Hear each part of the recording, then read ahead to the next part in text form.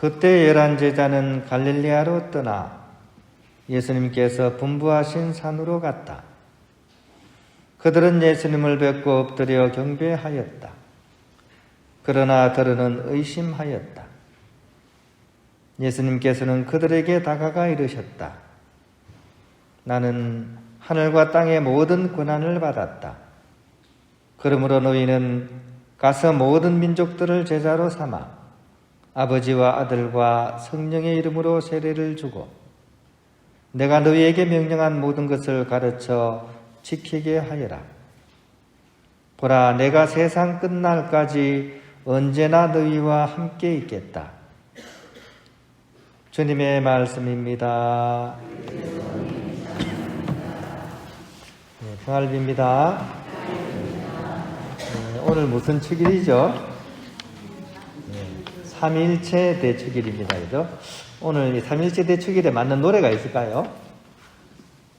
얼마 전에 이렇게 생활성가로서 아주 이렇게 단순하면서도 아주 이렇게 따라하기 좋은 그런 노래가 나왔습니다. 혹시 우리 노인대 어르신들은 다 아는데, 성부와 성자와 성령의 이름으로 아멘. 자, 이걸 인사를 이용해서 한번 인사를 한번 해볼까요? 성부와 성자와 성령의 이름으로 아멘. 자, 이 손으로 옆에 계신 분하고 인사합시다. 안녕하십니까? 반갑습니다. 자, 제가 여러분의 잠을 깨우려고 참 여러 가지 수를 다 씁니다. 그죠? 예, 참 오늘, 어제는 참 그렇게 날씨가 꾸물꾸물 하더니만 오늘은 또 이렇게 날씨가 너무 이렇게 맑고 좋은 것 같아요. 하느님께 감사 인사 드려야 되겠죠? 자, 감사 인사 어떻게 드릴까요? 예, 방금 한 것처럼 그렇게 해도 되지만 요즘 하느님께서 귀가 좀 어두우셔가지고 잘 안 들리세요. 그래서 우리가 좀 큰 소리로 하느님 하면 어떻게? 땡큐 하면서 한번 해볼까요? 자, 하느님 땡큐. 귀가 청력이 약하시다니까요. 다시 시작. 하느님 땡큐. 이제 조금 들리실 것 같아요. 그죠? 이처럼 우리가 이렇게 오늘 삼일체 교리는 사실은 많이 우리가 이렇게 기도문도 많이 바치고 이렇게 하긴 하는데 또 영광송에도 나오죠. 그죠?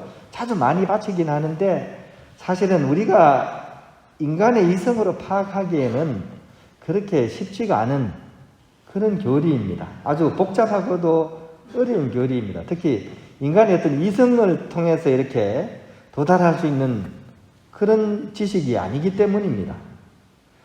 이 교회가 이 교리를 확립하는데도 수백 년을 거쳤습니다. 그냥 바로 만든 게 아니라 수백 년의 그런 신학자들이나 어떤 교부들의 그런 이렇게 치열한 토론을 통해서 연구를 통해서 확립이 된 거죠.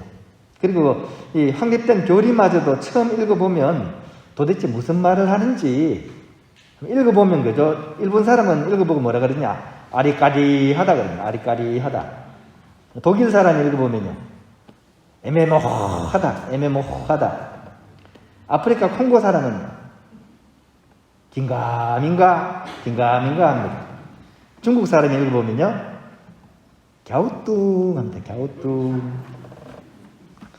그래서 이 삼일체에 관한 그런 다음과 같은 그런 성 아우스팅의 그런 전설이 전해져 내려옵니다. 아우스팅 성인이 이렇게 회개하고 나서 이 그리스도 교리를 막 연구를 하다가 이 삼일체 교리에서 벽이 탁 막힌 거예요. 이거 도대체 책을 읽어보니까 검은 것은 글자예요, 흰 것은 종인 거예요. 이 똑똑한 사람이 이 그리스도교가 낳은 최고의 천재 중에 한 분이거든요. 근데 이분도 이 문제를 풀지 못하니까 막 고민을 거듭하는 거죠. 그래서 막 이런 생각 저런 생각, 도대체 이 삼일체가 뭔가, 그러면서 이제 바닷가를 막 배회를 했대요. 왔다 갔다 갔다 왔다. 그러다가 어린아이 한 명이 거기서 모래장난하고 있는 걸 봤대요.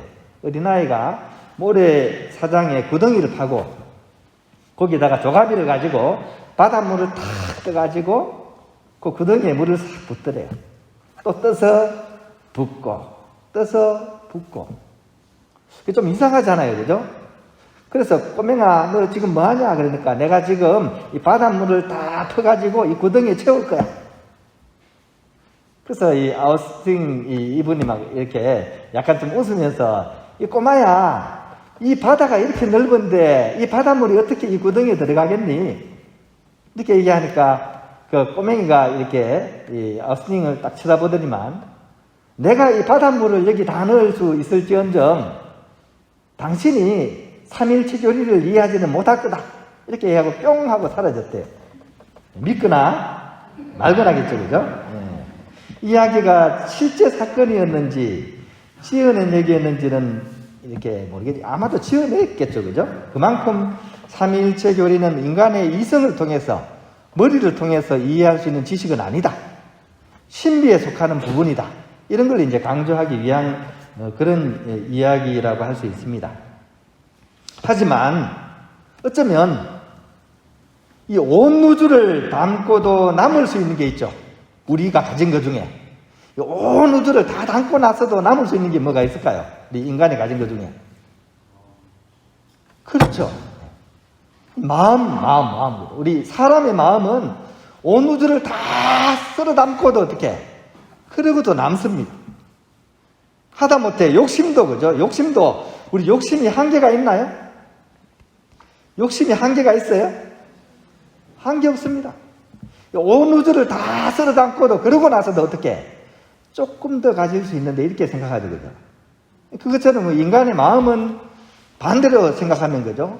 이 가장 이렇게 엄청난 거를 이렇게 집어넣고도 남는 여유가 있기 때문에 어쩌면 이 마음을 통해서 우리는 이 삼일체 신비를 오히려 쉽게 이해할 수도 있지 않을까 하는 그런 생각을 또 해볼 수가 있습니다. 일단 그러면 이 삼일체 교리에 대해서 우리가 조금 이렇게 한번 살펴보면 좋을 것 같아요. 그냥 딱 이렇게 형성이 된 게 아니라 이 삼일체에 대한 이해는 곧 하느님에 대한 이해거든요. 그러니까 인류가 특히 이스라엘 백성이 하느님을 이해하는 게 한순간에 딱 이런 식으로 이해를 한 것이 아니라 역사적인 과정을 거치면서 하느님에 대한 이해가 점점 어떻게 발전해 간 겁니다. 그래서 구약 시대 때 이스라엘 백성이 이해한 하느님과 초대교회가 체험한 그런 하느님에 대한 신앙 고백, 이것이 융합이 되어서 결국은 이제 삼위일체 교리로서 우리가 하느님을 이해하게 되는 그런 과정을 거칩니다. 원래 구약 성경의 경우에는 하느님은 오로지 한 분이신 유일신입니다. 유일신. 오로지 한 분이신 분이죠. 그죠? 이제 이것을 이제 바탕으로 해서 당연히 이제 구약 시대 때는 삼위일체에 대한 믿음이 없었습니다. 그리고 그런 믿음이 생겨날 수도 없었죠. 하지만 신약 시대를 거치게 되면서 이 초대교회는 그 조상으로부터 이렇게 들었던 그 하느님에 대해서 새로운 체험을 하게 되는 거죠. 즉 예수 그리스도를 통해서 하느님께서 새롭게 구원 역사를 이끌어 나간다는 사실을 체험을 하게 된 겁니다. 즉 하느님께서 우리 인간을 특별히 사랑하셔서 당신의 외아들을 보내주셨는데 그분이 곧 예수 그리스도이시고 그분께서 부활 승천하신 후에 성령을 보내주셔서 그분을 믿는 이들을 하느님께 인도하는 그 방식, 이런 과정과 체험을 통해서 결국 한 분이신 하느님에 대한 그런 삼위일체의 교리를 형성하게 된 것이라는 겁니다. 여기서 우리가 한 분이시되 삼위이신 하느님을 우리의 마음으로서 이해하는 데 있어서 가장 중요한 사실이 바로 이 속에 들어가 있습니다. 즉 하느님께서 우리를 구원하시기 위해 우리 인간의 삶 안으로 들어오셨다는 겁니다. 그것도 가장 소외되고 고통받고 있는 그런 인간들의 삶 안으로. 이걸 신학적인 용어로 케노시스입니다. 케노시스. 자기 비하. 자기 자신을 낮춘다. 얼마나 낮추냐. 최대한 낮추는 거죠. 우리가 상상할 수 없을 정도로. 그 위대하신 하느님께서 바로 인간의 삶으로서 그죠? 뛰어들으셨다. 이게 이 케노시스의 신비입니다. 하고 많은 방법 중에 하필이면 왜 이 방법이 없겠습니까? 특히 시련과 고통의 결정적인 상징이라고 할 수 있는 그 십자가를 통한 그런 구원의 길, 십자가에 못 박히시지 않고서도 다른 방법을 할 수 있었을 텐데 왜 하나님께서는 이런 방법을 택하셨을까요? 이걸 한마디로 우리가 단정할 수는 없습니다. 하지만 그것이야말로 이 고통과 어려움 속에서 늘 살아가야 되는 우리를 위한 가장 큰 배려이지 않았을까? 오늘은 지금 날이 이렇게 맑지만 어제 저녁에 어땠습니까? 비가 주룩주룩 왔죠, 그죠? 어제는 아마 찬비 맞으면서 이렇게 성당 오신 분이 몇 분 계셨을 거예요. 그때 누가 제일 고맙죠? 내가 찬비 맞으면서 성당 오는데 누가 제일 고맙습니까? 우산 씌워주는 사람. 그죠? 내가 찬비 맞는데 우산 씌워주는 사람. 고맙죠? 안 고맙습니까? 고맙죠, 그죠? 근데 더 고마운 사람은요? 더 고마운 사람은 어떤 사람일까요? 그 찬비를 같이 맞아주는 사람입니다. 그 찬비를 같이 맞아주는 사람. 우리 마음으로서 받아들일 수 있는 사람이죠, 그죠? 내 그 고통과 어려움 중에 누군가 이 비를 같이 맞아준다는 것, 이것만큼 우리에게 큰 위로가 있겠습니까? 그런 의미에서 이 주님의 이름은 임마누엘이죠, 그죠? 임마누엘. 우리와 늘 함께 하신다. 특히 시련과 고통이 많은 그런 우리의 인생길을 늘 함께 해주시는 분, 이것이 임마누엘 하느님이십니다. 지금 우리가 날마다 체험하는 하느님은 바로 그런 측면에서 우리가 인생에서 당하는 그런 시련과 고통에 명쾌한 해답을 주시는 분은 아닙니다. 그렇기 때문에 우리는 너무나 쉽게 그 하느님에 대해서 원망하거나 거부하기도 합니다. 하지만 그럼에도 불구하고 그분은 우리와 함께 고통을 겪으시는 하느님이시다. 찬비를 같이 맞아주시는 그 사랑의 하느님이시다 하는 겁니다. 노벨상 수상자였던 엘리 위젤이라는 분이 있습니다. 이분이 자신의 체험을 바탕으로 흑야라는 그런 책을 지었습니다. 이분이 이제 유다인이었거든요. 그래서 2차 세계대전 때 붙잡혀가가지고, 그죠? 거기서 죽어가는 유다인들 속에서 껴서 그 사실을 그대로 목격했던 분입니다. 그 체험을 바탕으로 책을 썼죠. 그게 흑야입니다. 그때 무슨 일이 있어가지고 독일 사람들이 유다인들을 교수형을 몇 명 시켰습니다. 어른과 아이까지 섞어가지고 한 거죠. 목에 밧줄 매가지고 이제 땡기는 거죠. 근데 어른들은 체중이 무거우니까 딱 다는 순간 얼마 안 돼서 절명을 했습니다. 근데 아이는 어떻습니까?